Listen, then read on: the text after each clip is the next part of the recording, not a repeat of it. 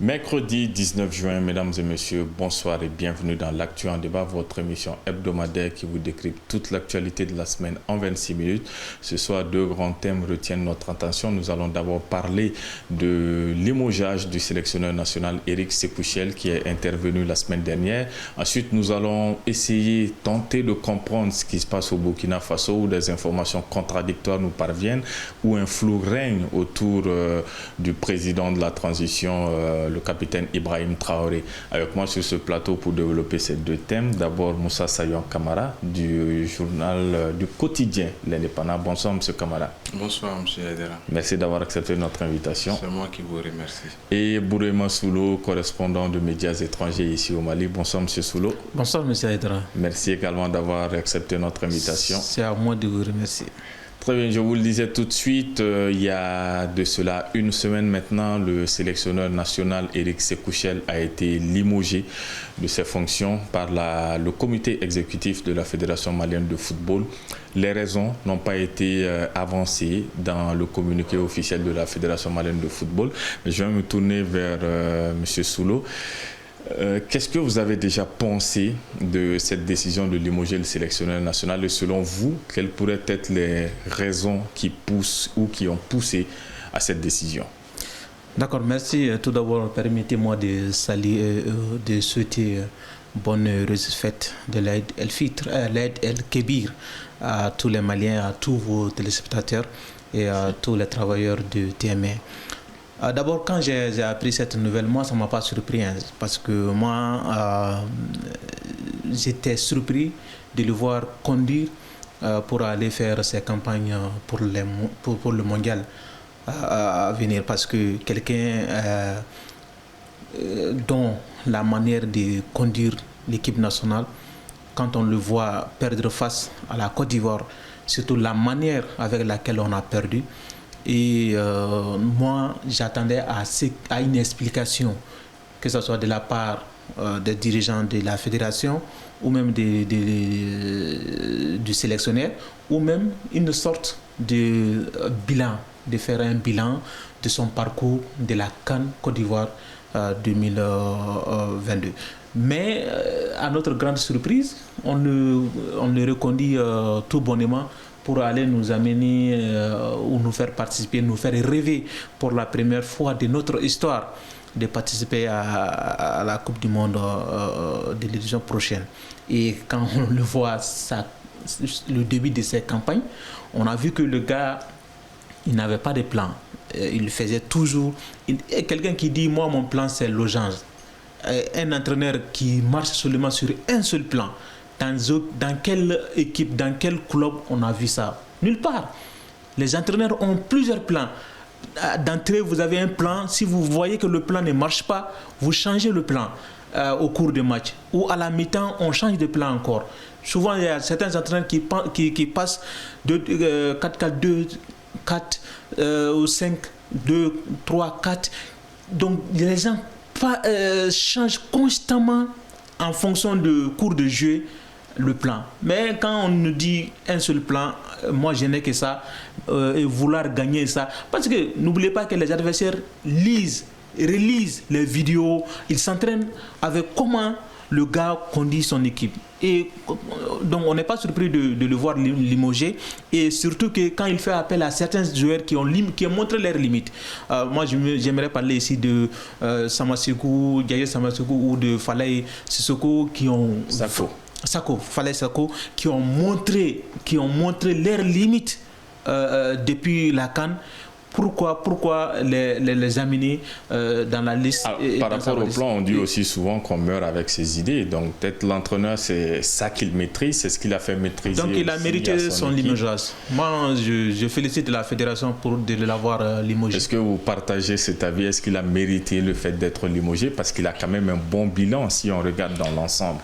Oui, effectivement, c'est ce que je voulais dire. Moi, avant de répondre à la question, effectivement, je profite également pour souhaiter une très bonne fête de Tabaski. Moi, c'est comme ça que les gens connaissent mieux, à toute la communauté musulmane du Mali et d'ailleurs. Et j'en profite également pour souhaiter une excellente fête à la rédaction de TM1 et aussi à toute la presse malienne. Et alors maintenant pour le cas d'Éric Sékou Chel, moi personnellement ça ne m'a pas surpris également, mais il y a des incompréhensions. D'abord, Éric Sékou Chel a été, il faut rappeler les contextes dans lesquels il a été recruté.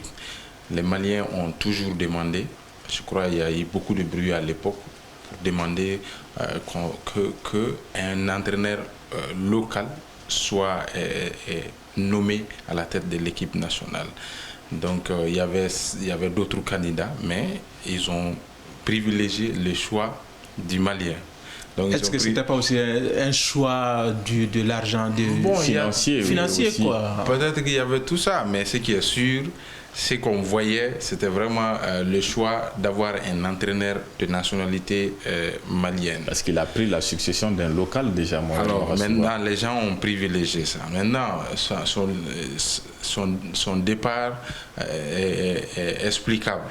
Je crois qu'il y a eu deux choses qui ont vraiment précipité son départ, c'est-à-dire la défaite du Mali contre la Côte d'Ivoire en quart de finale. Je crois même jusqu'à aujourd'hui, il y a beaucoup de Maliens qui ne lui ont pas pardonné cela. Et il y a des gens qui n'arrivent toujours pas à digérer cette défaite très très amère du Mali face à la Côte d'Ivoire. Deuxième des choses, il est venu au stade 26 mars pour jouer contre le Ghana. Il a reproduit les mêmes erreurs qu'il a eu à commettre face à la Côte d'Ivoire lors de la CAN. C'est-à-dire le Mali mène et après le Mali se fait rattraper aux derniers instants, le Mali se fait battre. C'est des choses que les gens ne peuvent pas comprendre et c'est des choses qui ne peuvent pas continuer si on veut vraiment aller en Coupe du Monde. Alors maintenant, moi, ce que je n'ai pas compris, quand je dis je n'ai pas compris, je me dis que la responsabilité du problème de l'équipe nationale aujourd'hui n'incombe pas seulement à l'entraîneur. Quand on regarde le bilan de l'entraîneur, on ne dirait pas que c'est un mauvais entraîneur. Moi, je le dis en fonction des statistiques, même s'il n'a pas pu battre des grandes nations de football, mais statistiquement, il n'a eu que 3 défaites. Et ces 3 défaites ont été certainement très amères, mais quand vous regardez son parcours global, c'est vraiment encourageant pour un entraîneur. Maintenant, le problème du Mali n'est pas seulement un problème d'entraîneur, c'est-à-dire l'équipe même est là. Je pense qu'ils sont jeunes. Il faut que les gens comprennent également, on a des joueurs, mais les nations avec lesquelles on fait la concurrence, il y a souvent, ces nations-là ont des joueurs encore plus de haut niveau, beaucoup plus, de niveau plus élevé que les nôtres souvent. Regarde juste leurs prestations dans les championnats. Généralement, nous, nos joueurs, c'est vraiment des joueurs qui ne jouent pas, quand je dis ne jouent, ils ne sont pas des titulaires indiscutables dans leur club. Bon, très peu. Il y a certains qui sont titulaires, bien sûr. Mais il y a tous ces facteurs-là. Et au-delà de ça, à l'interne ici, la gestion même du football malien laisse à désirer. Parce qu'il y a eu beaucoup de problèmes, par exemple, autour du match Mali-Madagascar qui a été joué à Johannesburg. Moi, je ne dirais pas que ces problèmes-là incombent à Eric. Eric ne gère pas les déplacements de l'équipe. On ne peut pas amener une équipe dans un lieu de match 10 heures à l'avance et leur dire de jouer et de faire comme s'ils étaient là une semaine en avance. Je crois qu'il est nécessaire souvent que les autorités qui interviennent dans ce domaine-là prennent aussi leurs responsabilités pour voir ce qui n'a pas marché et ce qui a lieu d'améliorer. Même au niveau de la fédération, il y a beaucoup de problèmes. On parle même des dîners organisés qui mettent souvent à mal des joueurs par-ci par-là, des gens qui ont été limogés. Tout ça, c'est des choses qui ne sont pas favorables. Qui n'amènent pas une ambiance saine. Oui, qui ne sont pas favorables pour une équipe qui veut vraiment aller très loin dans des compétitions comme la Coupe du Monde. Donc on est obligé de prendre tous ces paramètres-là en compte, de gérer des petits problèmes et de gérer aussi des gros problèmes pour que l'équipe nationale puisse être dans des bonnes conditions pour pouvoir aborder les matchs. Alors j'ai une question sur le timing du limogeage du sélectionneur. beaucoup se seraient attendus, comme vous l'avez dit, après la défaite amère et cruelle face à la Côte d'Ivoire, que ce soit en ce moment-là, après cette CAN, après avoir tiré les enseignements et les conclusions. Finalement, ça n'a pas été en ce moment. Ça a été après le match face à Madagascar, avant face au Ghana aussi. Mais on sait, ils viennent de le rappeler, les conditions dans lesquelles l'équipe a disputé cette rencontre. On ne peut pas véritablement indexer ni Éric Sékou-Chel ni les joueurs par rapport à cela. Donc, est-ce que ce n'était pas une manière, comme certains le disent aussi, de détourner l'attention sur les conditions de ce voyage avec le limogeage d'Éric Sékou-Chel? Parce que maintenant, on ne parle que de ça. Oui, mais... Très peu parlent des conditions de voyage, des responsabilités qui doivent être situées. Maintenant, c'est Éric Sékou-Chel, parti, qui est le sujet principal. Oui, mais moi, je crois que à ce niveau, le problème était le limogeage d'Éric Sékou-Chel, même avant son départ sur Johannesburg, c'était déjà acté. Ça, c'était vraiment quelque chose qui était acté. Lui-même était au courant, d'après mes informations. Depuis le match face au Ghana. Depuis face au Ghana, son départ était déjà acté. Il le savait. Mais maintenant, qu'à Johannesburg, le Mali gagnait ou pas, son départ était acté. Donc ça, que les conditions de voyage, tout ce qu'on est en train de parler, c'est vrai, il y a eu beaucoup de choses qui se sont déroulées, comme Moussa l'a dit, des joueurs qui ont attendu plusieurs heures ici avant de quitter le Mali. Et après, arriver à Éthiopie aussi, c'était beaucoup de tracasseries. Et même les conditions du voyage. Exactement, j'ai entendu des avions de ligne réguliers et tout. Donc moi je crois que ça c'est pas des conditions normales pour une équipe nationale qu'on veut qu'elle soit performante. Le capitaine a même alerté sur exactement, même sur ça aussi la fédération a fait un communiqué comme quoi les joueurs n'ont pas habilité à parler sur les réseaux sociaux sur le devoir de réserve. Donc du coup, moi ce que je me dis, il y a souvent des raisons qu'on ne connaît pas. Mais moi j'ai quand même eu des informations comme quoi la fédération n'était pas contente de Sékou-Chel, de comment il se comportait vis-à-vis de la fédération, parce que la fédération estimait qu'il était plus proche du ministère que de la fédération. Vous voyez, comme au Cameroun. Donc s'il y a eu si déjà les fédérations qui gèrent, qui vous nomment tout, et si déjà cette fédération se sent un peu en concurrence, ou bien doit se battre pour vous avoir au téléphone, ou bien pour vous confier des trucs, alors que vous êtes si c'est le ministère, vous êtes tout le temps là, tout. Donc souvent, il est payé aussi par le ministère. Bon, c'est le ministère c'est la maison de tutelle. Mais moi, ce que je dis pour Sékou-Chel, je le trouve, malgré les statistiques. Moi, je me rappelle bien Nagelsmann, l'entraîneur de Bayern Munich. Il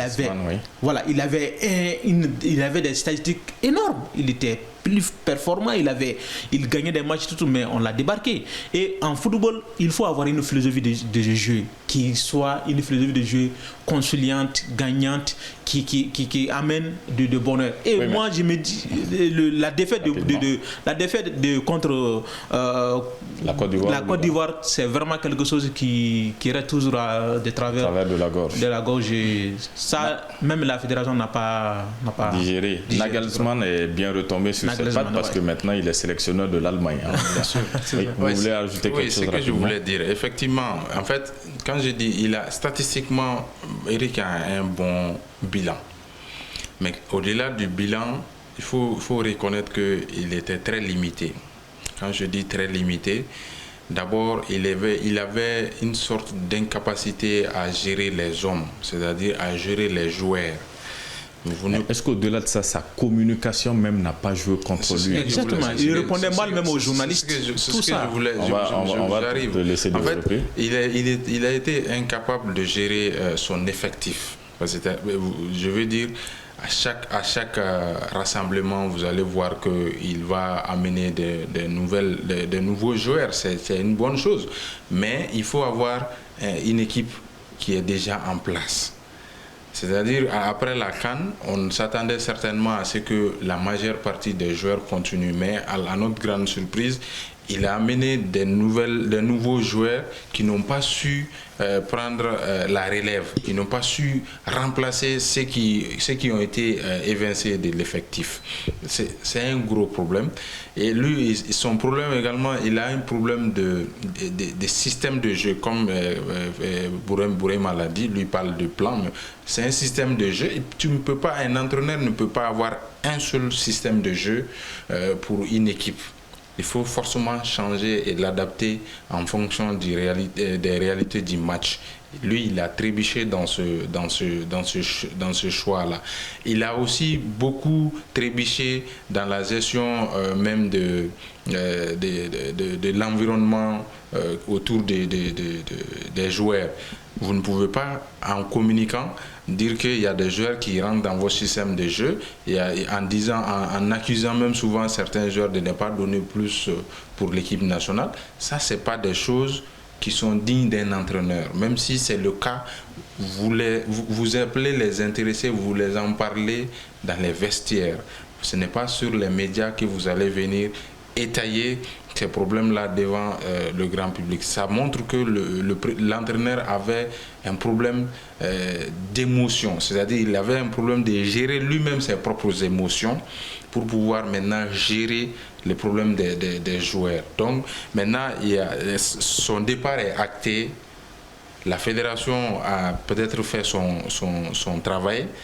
Maintenant, c'est à eux maintenant de faire le bon choix et de créer les bonnes conditions pour que l'équipe nationale puisse atteindre les objectifs qui sont assignés. Parce qu'ils avaient pour Eric, par exemple, un contrat plan, à mon avis, qui n'a certainement pas été évalué publiquement, mais ils ont sans doute évalué ça, parce que quand Eric venait, je crois, ils ont fait ça, vous devez atteindre tel objectif, vous devez atteindre tel objectif. Maintenant, après, on fait l'évaluation.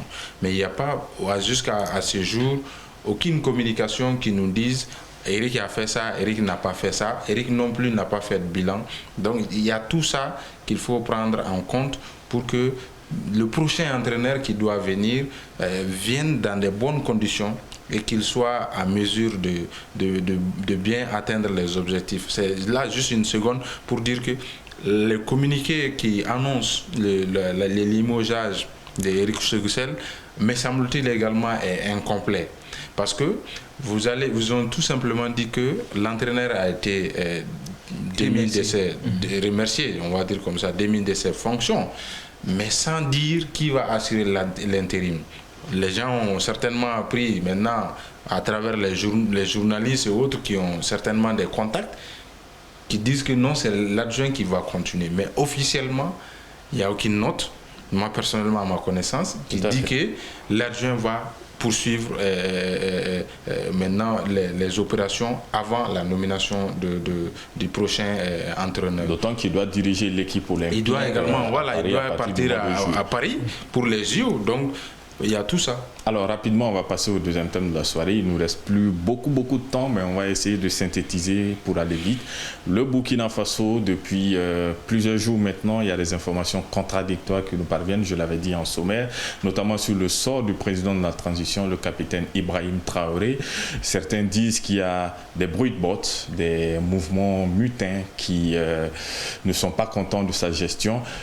Une question difficile, ouverte, mais aussi qui nous permet d'entrer dans le bain. Qu'est-ce qui se passe au Burkina Faso, M. Soulou? Ce qui se passe au Burkina, c'est que le mercredi dernier, lors du Conseil des ministres, il y a eu des tirs que les Burkinabés et les Ouagalais ont entendus aux alentours de la présidence et de la télévision nationale.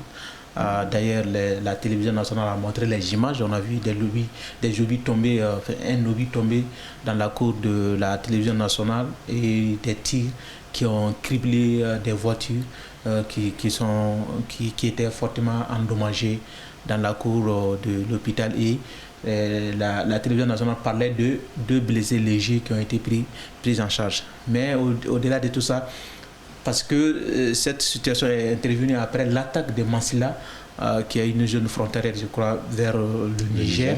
Et il y a eu, on parle de plus de 100 soldats tués par le GENIM. Il n'y a pas eu de communication officielle. Mais ça, ça quand même, c'est les chiffres de GENIM. GENIM parle entre 100 et 120 soldats tués. C'est quand même propagande, c'est une propagande, on le précise.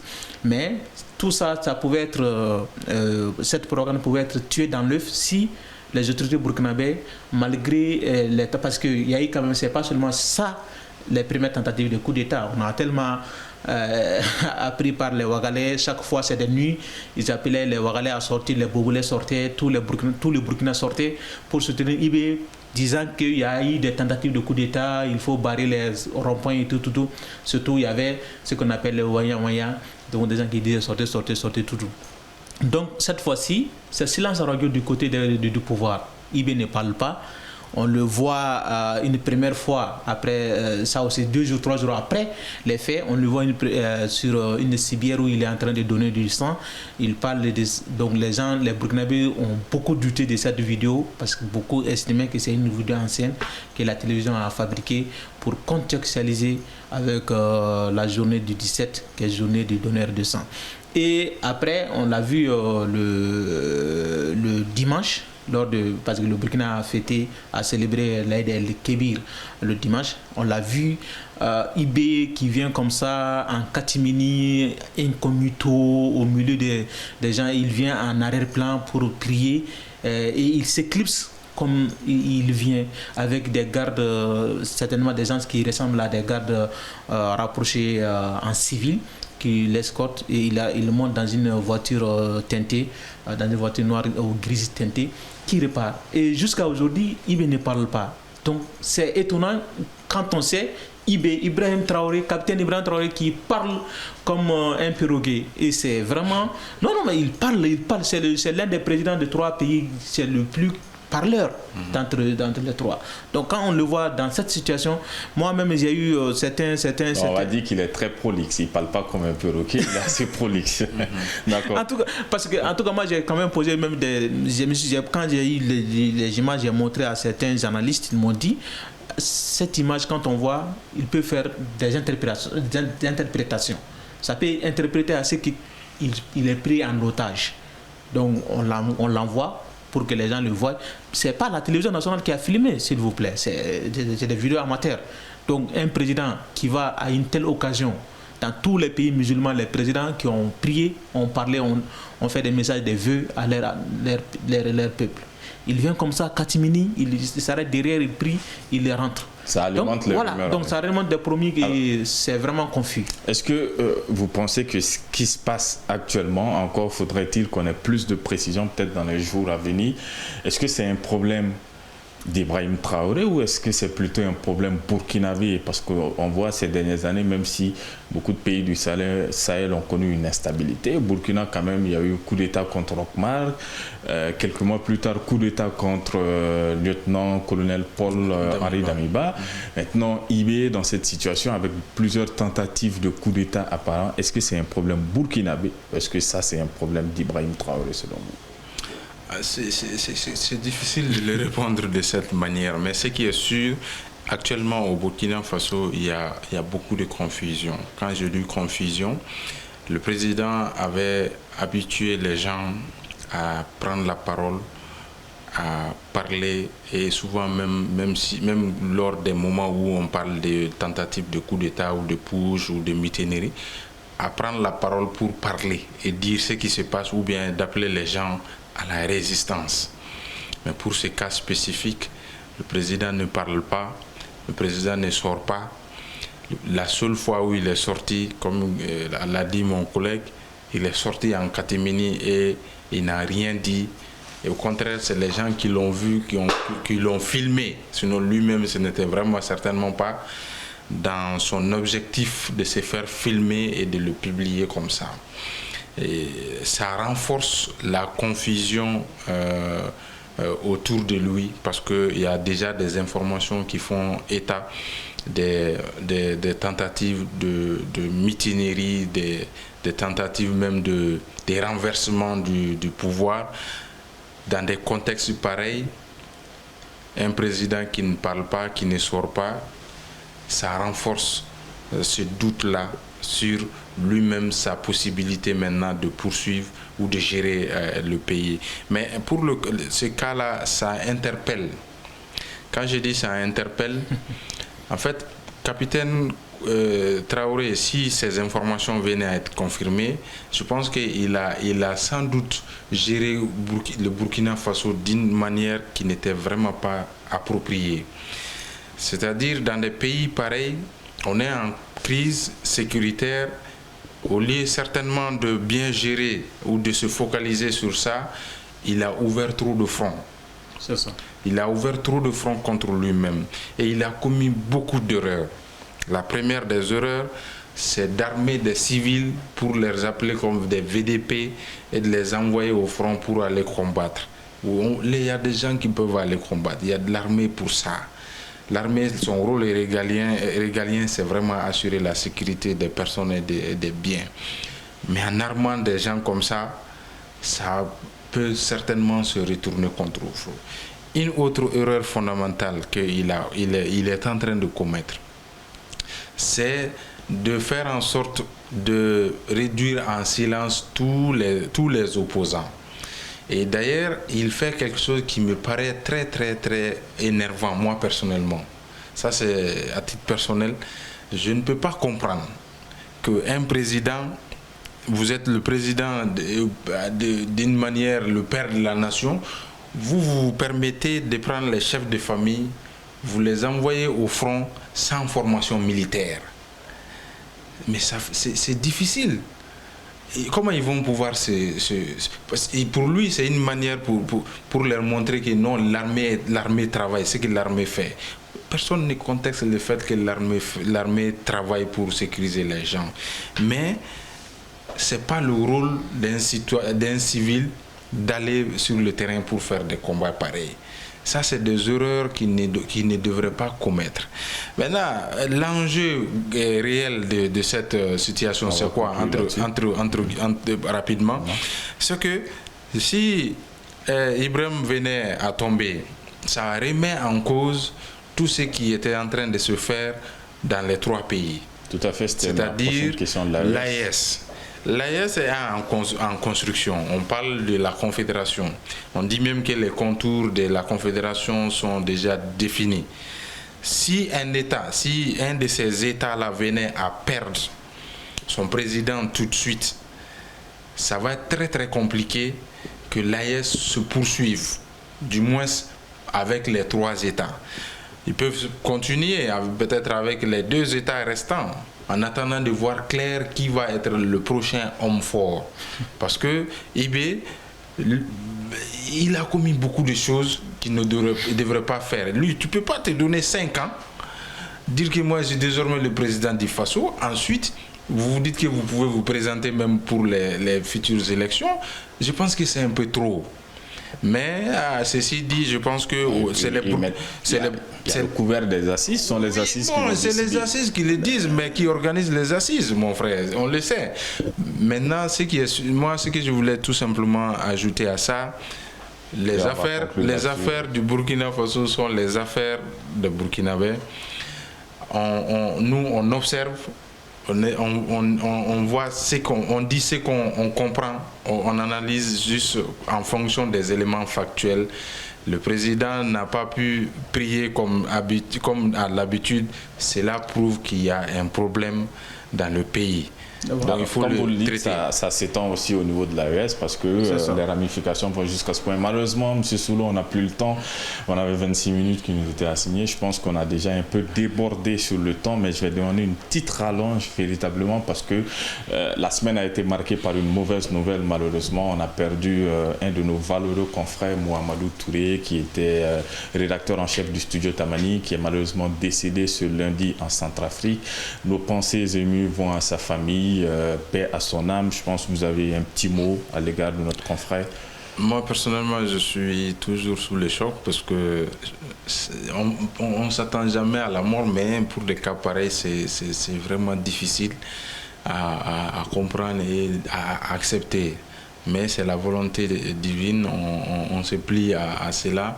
Et j'ai saisi l'occasion pour présenter mes condoléances les plus attristées à la famille de notre collègue et prier pour le repos éternel de son âme. Et un petit mot aussi rapidement.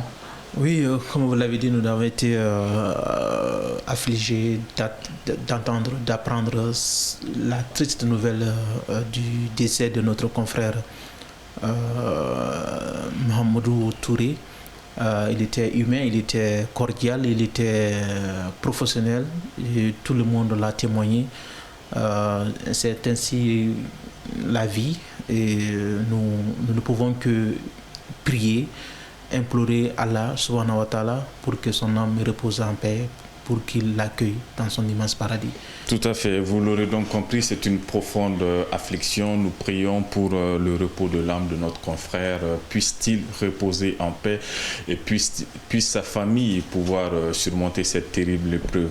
Merci à vous, très chers téléspectateurs, de nous avoir suivis. J'étais en compagnie ce soir de Moussa Sayon Kamara, du quotidien de l'Indépendant, et de Boroima Soulo, correspondant de plusieurs médias étrangers ici au Mali. Merci à vous, très chers téléspectateurs. À mercredi prochain, Inch'Allah, bonne soirée.